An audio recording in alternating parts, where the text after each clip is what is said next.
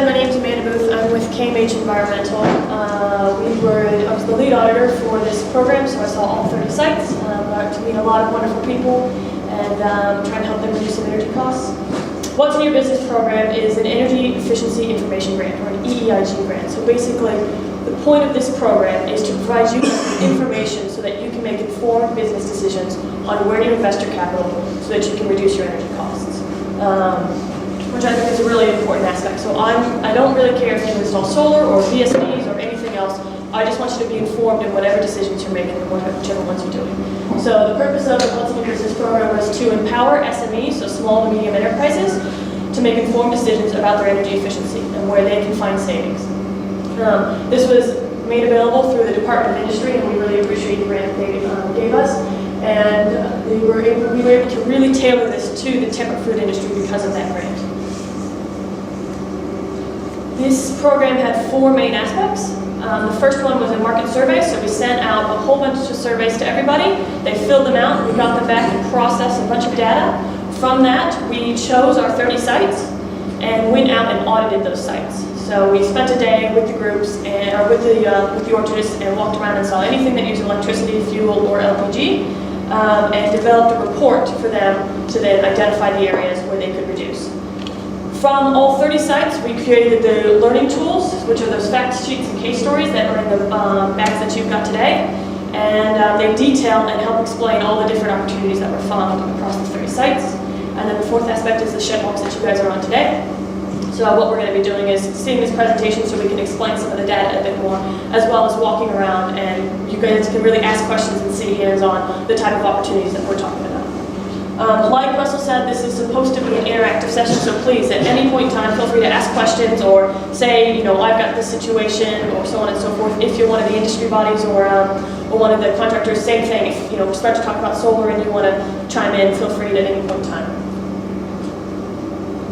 So like we said, we did 30 sites across 10 regions.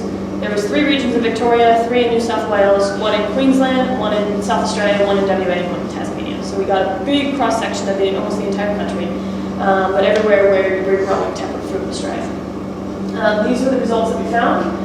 From across all 30 sites, the sites consumed over 20 million kilowatt hours in electricity, costing over $3.7 million.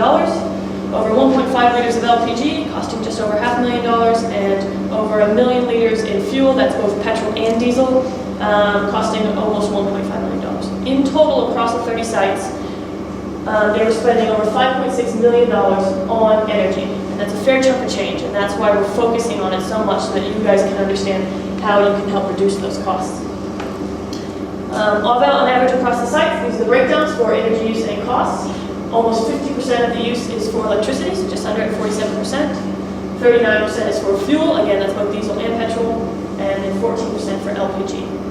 Now what's really probably important for you guys is the cost. So even though electricity is 47% of the usage, it's on average 65% of the costs.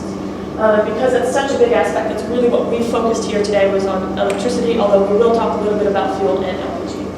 The LPG being about 10% of your costs for energy and fuel being 25%. All right, when we break down the electricity, we see that 64% of it is for refrigeration. I'm sure that's not a surprise to anybody. Refrigeration is really the big energy user on your guys' sites to cool down your fruit so you can store it for the long periods of time. So 64% of it is refrigeration, 18% for irrigation, and then 8% for grading, 6% for controlled atmosphere, 3% for lighting, and 1% for various other items. So what this tells me, and what it should tell you, is that when you're looking at energy efficiency, the 2 areas you're really going to want to focus on are your refrigeration and your irrigation. Now that's not to say that there's no efficiencies in grading equipment or controlled atmosphere or lighting or other things, but when you talk about the big ticket items, those are the ones out there. And now, even though lighting is such a small aspect of your electricity use, it's something that I would still focus on because you're constantly having to change over your lights anyways, and it's low-hanging fruit that doesn't require a lot of capital investment to be able to change over. So even though that one's a small one, I would still look at your lighting every time we're going through this. So. Because refrigeration was so big, we decided to break that down and give you guys some more information about that. So on average, compressors were about 48% of the electricity use when you're talking about just refrigeration. So When we go back and we see that it's 64% here, of that 64%, 50% of it is your compressor, so almost 30%, right around 30% of your energy use is for your compressor. So you're really going to focus and make sure that your compressors are efficient as they can be, and that your refrigeration system with your compressors are optimized, because that's a big chunk of change spending money on. Another important one is your evaporator fans. They're at 27%. A lot of use, a lot of maintenance with those, so we're going to be looking at those a little bit later as well. Pumps, condensers, and various other equipment is where you see your refrigeration electricity being used. Now, across the program, these were the findings that we were able to get. So we identified over 5.5 million kilowatt hours in savings across the 30 sites, which was really exciting for us. Now, on average for each site, it was just under 200,000 kilowatt hours of savings, but then we looked at something we call cost-effective savings. So even though we identify something that you could save, it might be a really long payback period, and so not something that most sites would probably implement. So what we did was anything that was less than 6 years for a payback, this is what we found on average for each site, was just under 100,000 kilowatt hours in savings, a little over $16,000 in savings each site. So we've got some pretty good programs, and we're looking at an average simple payback of 3.7 years when you're looking at the cost effective. So these audits are really important, and the information that we're getting, hopefully you guys can get some similar results at your site. LPG use, so on average about 43% of the LPG on a site is for their dryers, so that's dryer turnable apples, and 31% is for hot water. Now there are some sites that have controlled atmosphere that use LPG, some that don't, but across the nation we found about 15% of it is for controlled atmosphere, and then the remaining was for forklifts that we use in the dry water. Now, one really interesting aspect of this program that I found absolutely fascinating was tariffs, and how little tariffs, people understood their tariffs and what they knew about their tariffs and what they could do to reduce their tariffs. There's a real, I think, lack of knowledge there, and it's something that we can talk about a lot.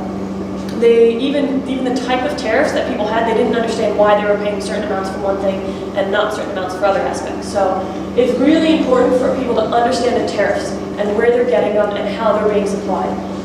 We found that there was generally two types of tariffs that we're seeing when we're looking at a broad aspect. There's people with demand tariffs and there's people without demand tariffs. So if you have a demand, you're generally a much larger site, and your demand is about 32% of your electricity costs, and that's massive. So what we want to do is make sure that is anybody here that know that they have a demand? No? Nobody knows if they have it or not? With a demand charge, there's a lot of things you can do to help reduce that. And we'll be talking about that a little bit later, but it's important to understand that you're not stuck at the prices that you have, and you can do things to negotiate better prices. And so it's just understanding how to do that. So to help people understand, what we did was we created some national averages for peak and off-peak. Now, in New South Wales, we also pay a shoulder price, but the rest of the country generally doesn't pay that, and so we just include that as the same.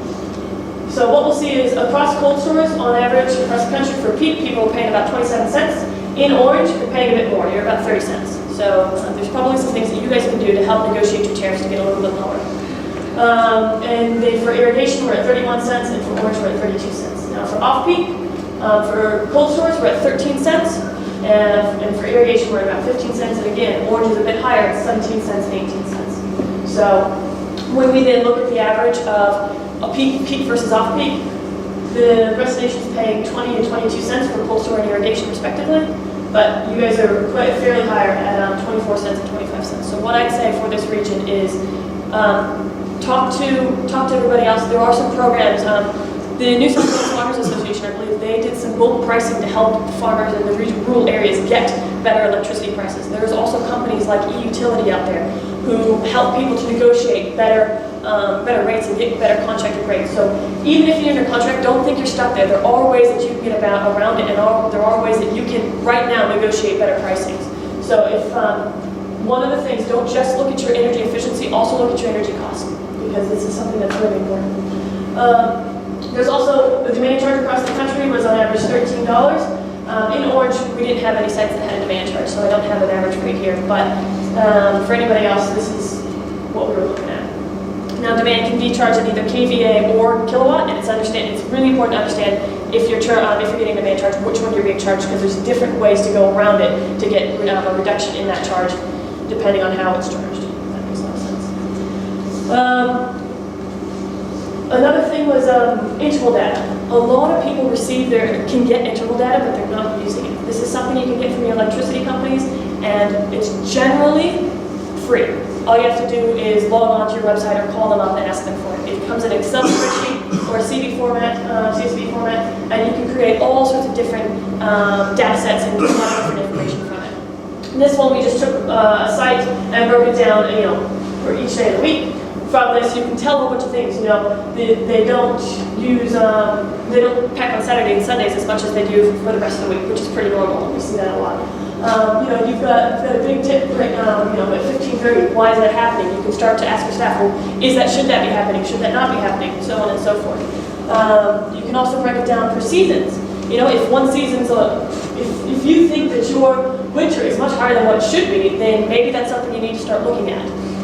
So it's really important that you're understanding where your data sets are from. And there's a lot of companies that look at your tariff negotiations, they'll ask for this stuff because it helps them to negotiate a better tariff for you to understand when you're using electricity and how you're using it. Now, Orange, we're going to bring up some KPIs in a second, and you'll see that Orange is one of the best in the country for energy per ton of fruit. And the reason why is because a lot of people in Orange are doing something called load shifting. So they're using the refrigeration at night and packing during the day. And because of that, you're able to get, if you get a demand, your demand's a lot lower, as well as your electricity price is a lot lower because your big refrigeration equipment is only on at night and not on during the day, which you can see it's about half the price to do off-peak pricing. So what they're doing is shutting off their electricity equipment in the afternoon, or shutting off their refrigeration equipment in the morning when they're starting to pack, and then turning it on again at night. So it's a really interesting strategy that people are going to help reduce their costs, and it's something that a lot of people can be looking at.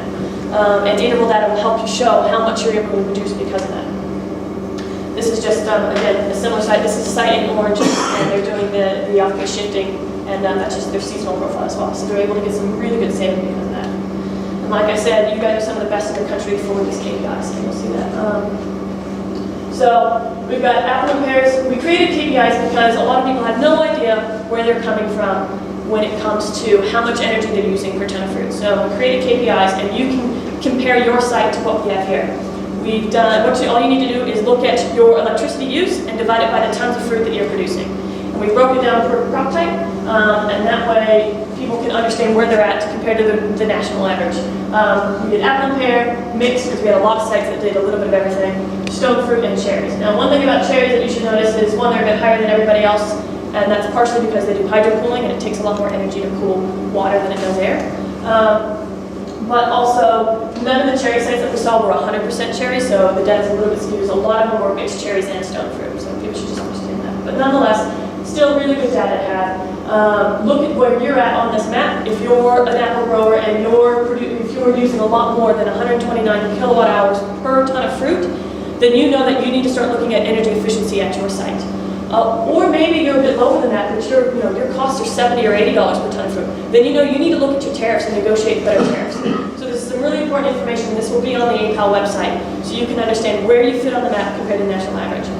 What we also might try and do is get some international averages, because I think you'll see that even though apple and pear the apple and pear crops are doing better, the best in the country for temperate fruit, I think if you compare it to international, you'd be fairly higher than other places around the world.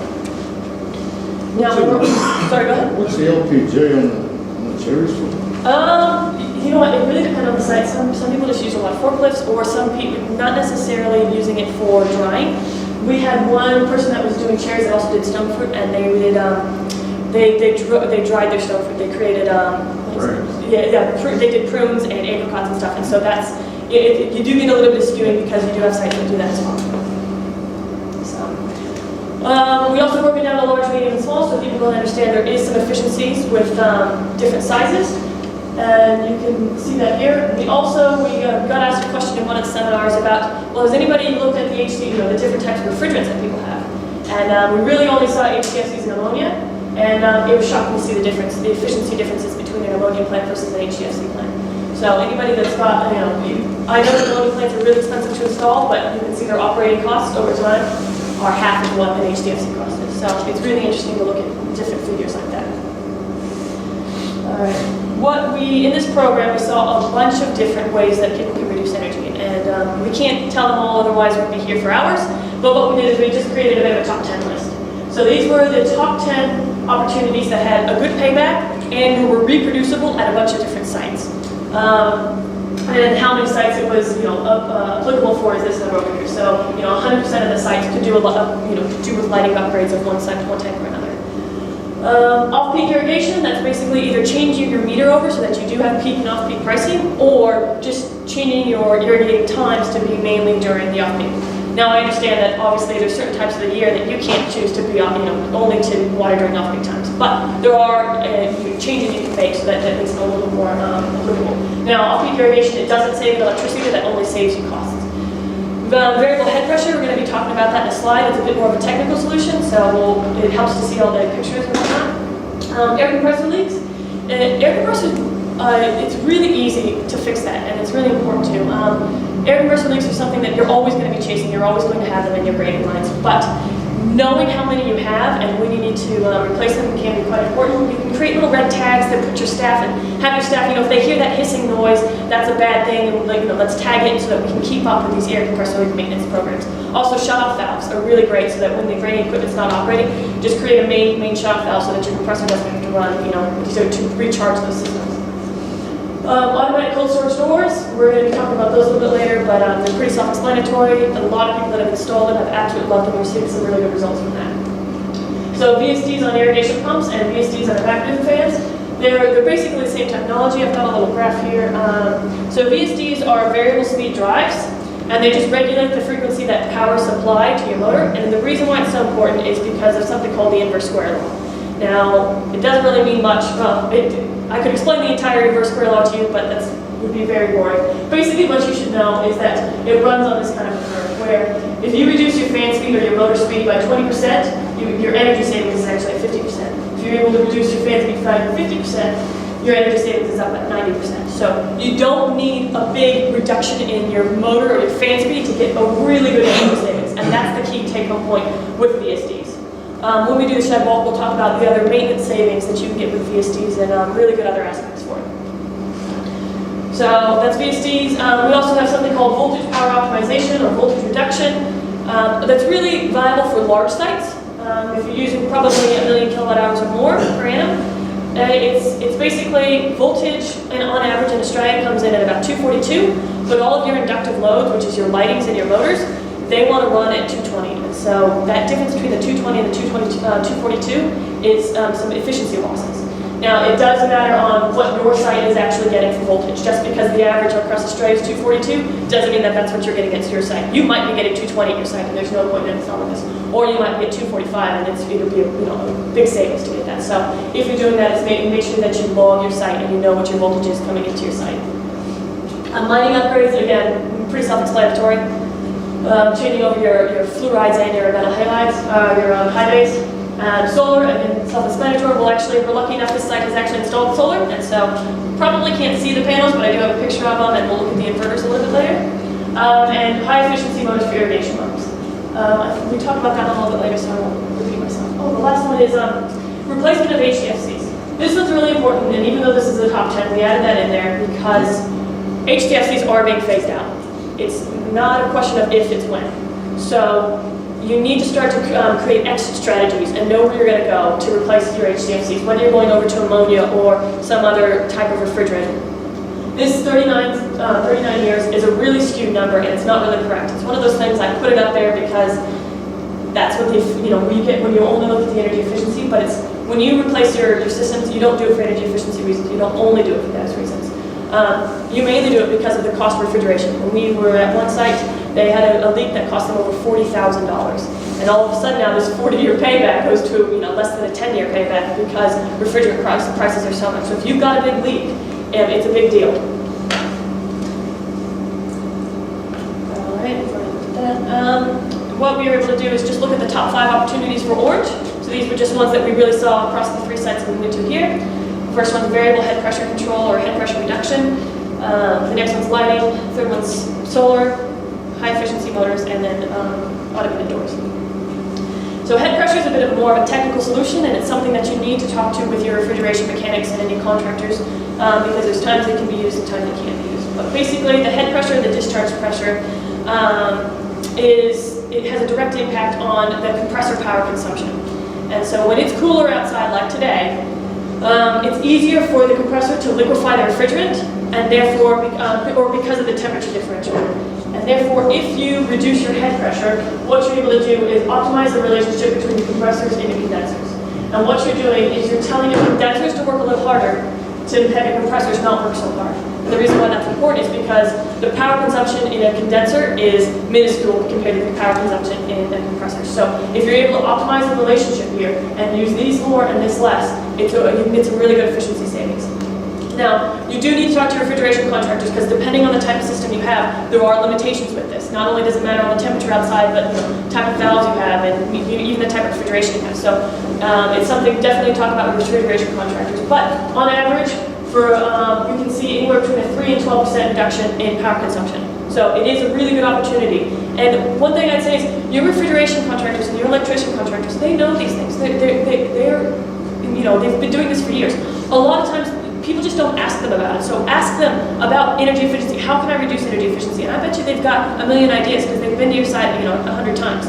So it's just making sure that your contractors know that this is something that you're interested in.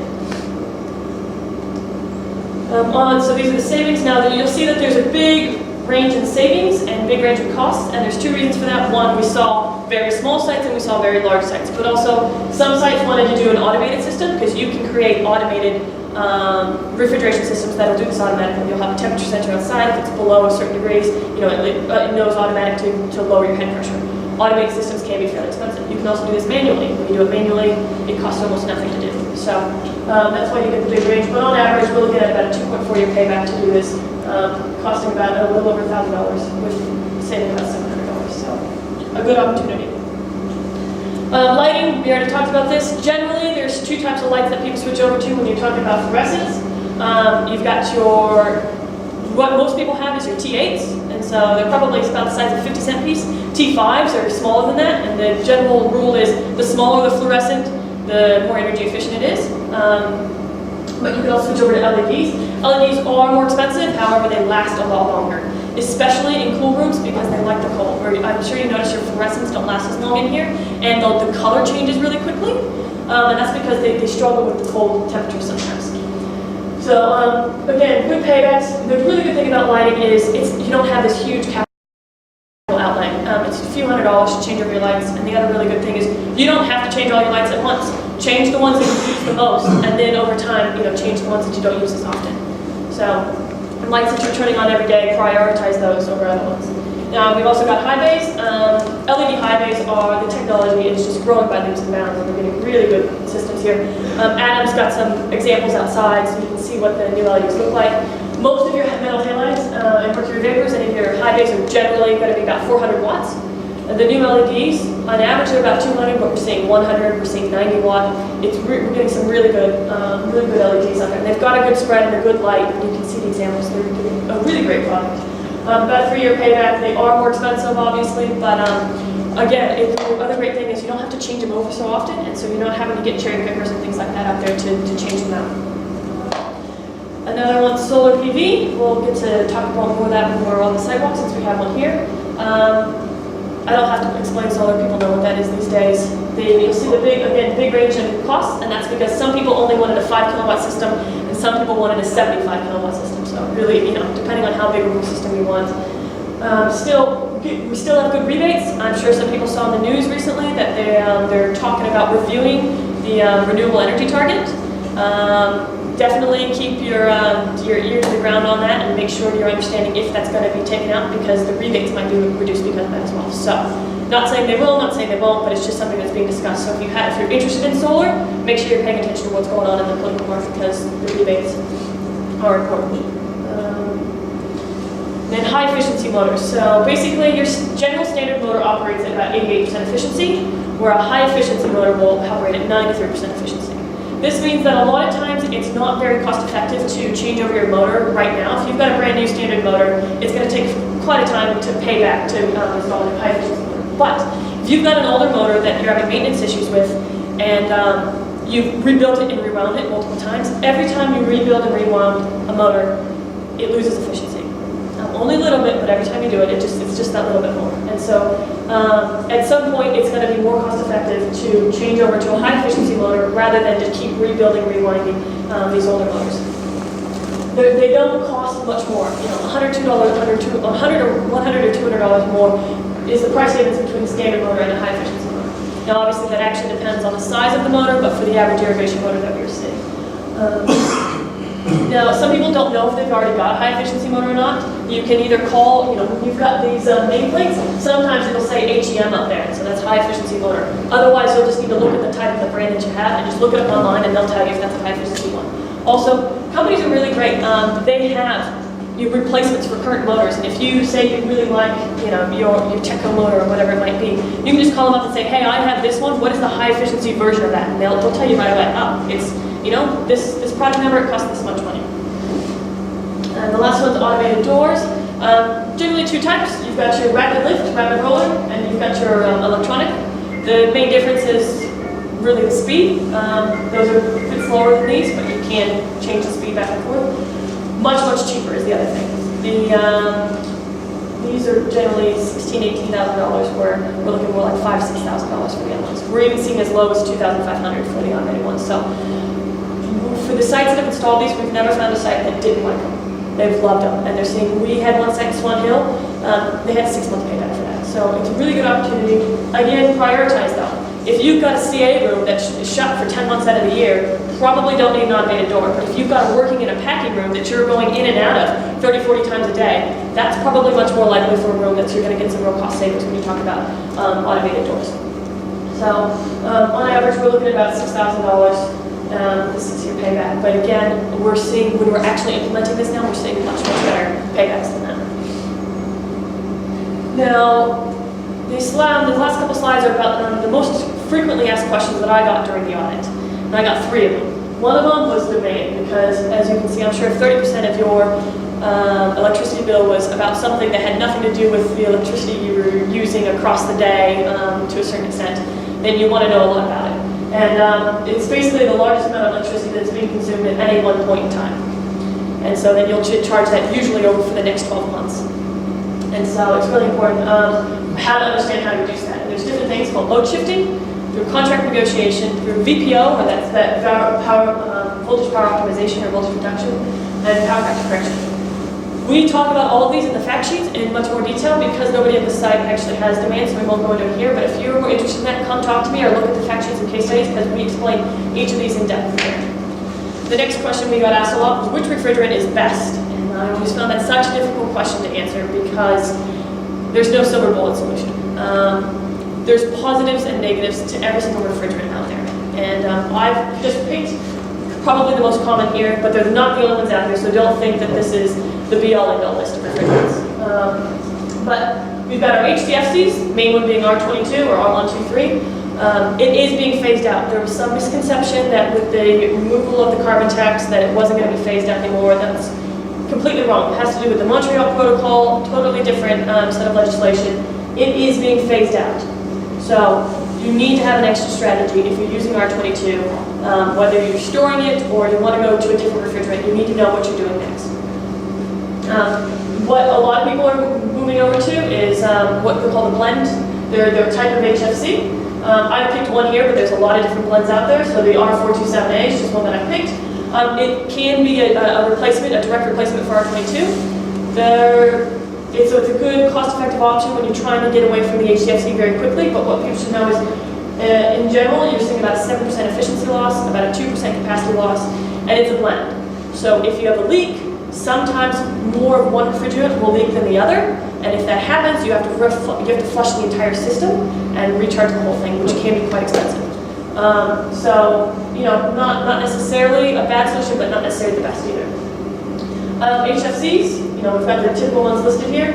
We don't see those very often when we're talking about commercial refrigeration units like this, but we did see a couple. The one thing you should know about HFCs is they're already looking into extending the Montreal Protocol to include this. US and China has already signed on. I don't know if the Australian government will sign on, but I would guess at some point in time they're going to. Whether it's in 5 years or 10 years, I don't know. But it is very highly likely that these are going to be phased out just like the HCFCs. So I'm not saying don't switch over to them, but I'm just saying understand that you might be going through a similar situation you've already gone through. So the next one, these are kind of what people are calling the more natural refrigerants. We've got ammonia. The biggest issue with ammonia is a very high capital cost to install it, because you've got to do stainless steel or steel piping and different types of systems. So the other thing with this one is it stocks it. So you do have to have have the safety around that to make sure that if there's leaks, your staff knows what to do. But in general, it's a good refrigerant though. It's been around 100 years, it'll probably still be around 100 years. You'll see an ammonia system here today. They work beautifully. And like you saw in the KPIs, they're a very efficient system to be running. So they are high capital costs, but you're probably one of your lower operating costs for refrigerants. The next one is your natural hydrocarbons. These are all some sort of a propane mixture, propane, butane. The one thing about these is obviously they're very highly flammable, and there have been a couple sites that have issues with getting insurances if they put these on. Not all sites, but some. So if you're looking at going over to a natural hydrocarbon, all you need to do is make sure that your insurance company will still cover your sites. So that's a really important aspect of these. But they're good refrigerant. You have to understand. Like these are toxic, these are flammable. So that's kind of the issues you've got to deal with. And then the last one is CO2. It's used a lot in the US and Europe, and it is starting to be used much more in Australia. The only issue we have is we have no industry examples in the temperate food industry. That's not to say there's nobody in Australia that's using CO2, because Coles and Woolies are now starting to switch their systems over to this. That's the biggest issue we're getting, and with rural areas, sometimes people will have difficulty getting refrigeration contractors that'll know how to install these systems and know how to maintain them. So it is where the industry is probably going to be going, but you're just not there yet. So if you're willing to be kind of the first guinea pig and go out there and you want to look at a CO2 system, that's speak to a refrigeration contractor and see where to go with that. The last question that I always got asked was, how can I help get funding to implement any of these opportunities we've been looking at? With the repeal of the carbon tax, it's just a bit of up in the air. Nobody really knows what's going on right there. That business.gov.au, they have grants, and it's not just energy efficiency grants. They've got water efficiency grants. They've got all sorts. Any federal grant, almost any federal grant, is going to be on that website. So it's really important to know where the funding programs are, and once a month check these websites. And you can do it by state, you can do it by industry. They've got some really good aspects on where you can search, and so you can really make whatever you're looking for to install. It's just like help you get some money for it. There's a lot of state funding going out there. OEH, they've got the Energy Saver Scheme and Energy Saver Certificates, or ESCIs is what they're being called. You can actually get paid and get rebates for installing better lighting, really installing any energy efficiency stuff. You just have to follow their program and have accredited certificate providers install your stuff, and you can get reductions for that. So you look at the Energy Saver Scheme. Check your energy provider and your network providers. In WA, the network provider in the region that we were looking at right now is giving out $5,000 for any energy efficiency stuff. And that's because it's in network constrained areas, and it's more efficient for them and more cost effective for them to have people reduce their electricity use than for them to build another power station or so on and so forth. So every now and then your energy providers or your network providers might have some sort of program going on. So keep up to date with them. Ask to get their emails. Also check your local council. You never know when local councils are going to have different programs for different various things. And there's also a lot of different private funding models. I couldn't list them all here if I wanted to, but we'll talk about them a lot when we do the shed walk, because there's all sorts of different models that are going out there. One of them being the CBA model with the Clean Energy Finance Corporation. Mark, do you want to talk about that at all? Mark's from Commonwealth Bank, and so he knows a lot about this. So basically the Commonwealth Bank has partnered with the federal government's Clean Energy